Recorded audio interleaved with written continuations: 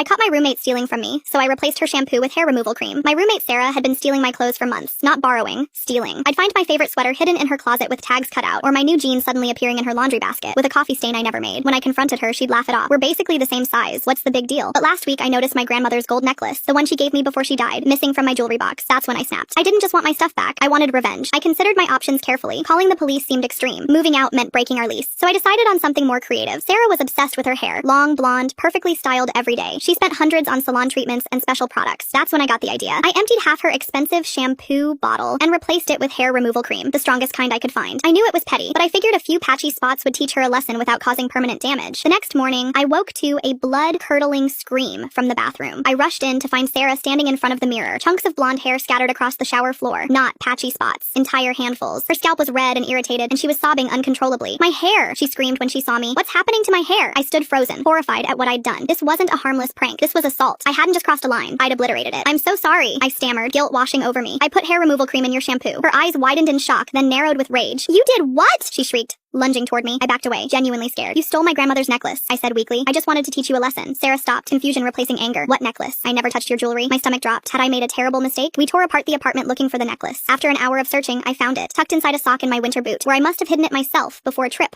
months ago. Sarah sat on the couch, a towel wrapped around her damaged hair, staring at me with a mixture of hurt and disgust. "I borrowed your clothes sometimes, yes, but I always returned them. I would never steal something important." I felt sick. She wasn't innocent, but she didn't deserve this. The next day, Sarah moved out. I paid for her emergency salon appointment, but the stylist could only do so much. She left with a pixie cut she hated and chemical burns that needed medical treatment. I offered to pay those bills too. She accepted my money, but not my apologies. 3 months later, I received a certified letter. Sarah was suing me for emotional distress, medical expenses, and property damage. The court date is next week, and my lawyer says I'll probably lose. Turns out, revenge doesn't just cost the person you're targeting. Sometimes it costs you everything.